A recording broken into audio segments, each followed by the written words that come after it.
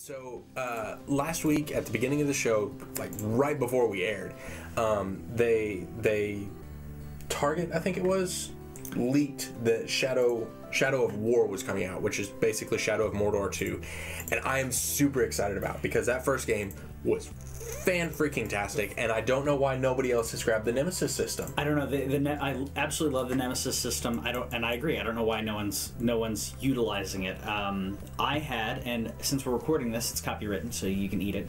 I had an idea for utilization with that that I was discussing with John. Okay. To utilize that within a game to essentially. You have these mini bosses, if you will, because that's how the Nemesis system, if you're not familiar with, any of the smaller mini boss characters have a unique identifier. They remember you. Yeah. So if you kill them, if you don't kill them, if you don't decapitate them, you have to kill them in a specific way to make them all dead. Otherwise, they'll only be mostly dead. And I didn't know that playing the game. So one of my most memorable parts, I knew that you had to kill them. I didn't know you had to decapitate them. And one of the most memorable times of me playing the game, and I really wish that I was streaming this with a facial light, with a camera on me, because my reaction to that was insane. I had attacked and thought I had killed one of the orcs by throwing him off of a cliff. Yeah. And a huge cliff. Nobody does cliffs like me. Through the cliff, and I was like, okay, I got him. I barely won the battle. Yeah. Barely won the battle. I'm like, all right, he's gone. And then I think it was a couple hours later, I happened to go around the same area. Yeah. And he's it there. Zooms in, and he's like, you thought you could get rid of me by throwing me off a cliff. And I'm like, what? Yeah.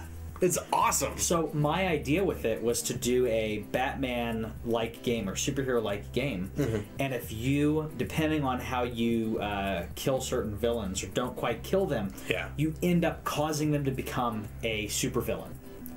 I like it. Because Batman pretty much causes, or not pretty much, many of Batman's villains are actually caused by Batman meddling and having accidents and going, I'm not going to kill you, and then throwing you in a vat of chemicals. So I thought it'd be really cool to do as a superhero game. Batman or something similar, where you end up causing the supervillains to come up, especially if they're resulting power, because in the Nemesis system they would show up with scars based on how you kill them. Like if you burn them, they get all burned. If you shot them in the eye, then they're missing an eye. And their powers, not only scars but powers. And that's where I'm going with this, is like if the way that you killed the henchman, like you were talking about, dropping into a vat of acid, if part of their powers or their moveset is based on how you killed them. They get electricity powers, or if you throw them into a pit of spiders,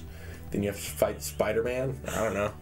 Like giant mutated spider thing, but not Spider-Man, Spider-Man, but man-spider, if you will. Spider-Man. Well, instead of, you have Batman and you have the Man-Bat. Yeah. So it's like that. So you have Man-Spider. Man-Spider. Yeah. Okay.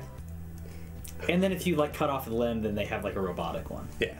If they're one of these mini bosses. That was my idea. But I have not seen the trailer to Shadow of War. Oh, really? So I would like to do a live reaction to this. So I'm going to turn on the sound here. Make sure it's not too quiet. Save this. I like that I can do that while you're not seeing what I'm doing. Right. So here we go. Hold on. Did I? Yeah, I rewound it. Okay. Maybe inappropriate for children. We are a man-child, so maybe wrong. The world of men is ending.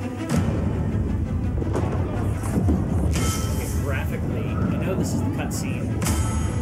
Yeah. This is In the fires of Mount Doom, a ranger and a wraith, bound together in death, crafted the one thing that could challenge Sauron, a ring of power. But power can blind those who seek it. Celebrimbor! The great deceiver has returned to Middle-earth to rebuild his armies, to rule all. Corruption will be contained no longer.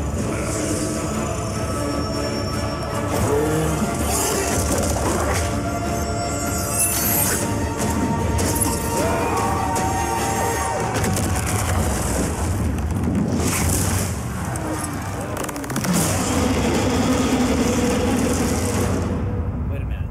The war for Mordor begins. So that happened. I don't think they're. I was like, if that.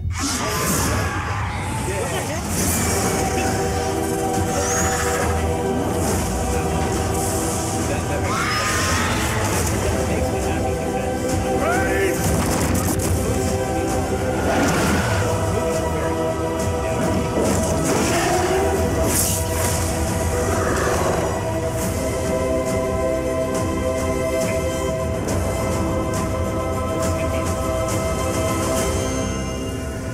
I'm coming for you.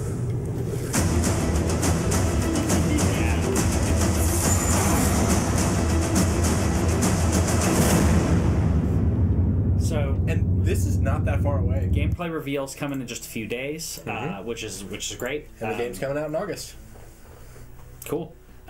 This is we discussed this when Fallout 4 was announced. It was like, hey, guess what? We're gonna announce the game, and you're gonna get it in like 5 or 6 months. Yeah.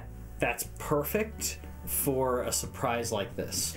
I didn't expect another Shadow of Mordor. I didn't expect Shadow of War. Really? I wanted it. I didn't think it would happen. No, I knew this was happening because it was a new IP. Kinda. It was a new video game IP. Sure. And the other thing about it is that it was both critically successful and commercially. Yeah. Like it sold well. I don't have the numbers or anything, but I remember reading that they were surprised at how well it sold. And Monolith is a fairly small studio. Yeah, that's true. So and WB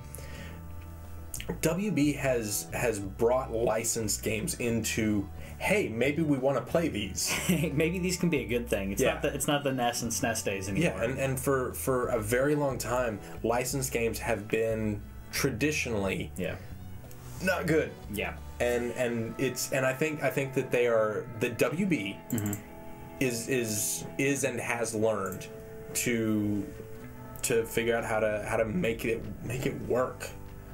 And so I believed that this was happening, and so yeah.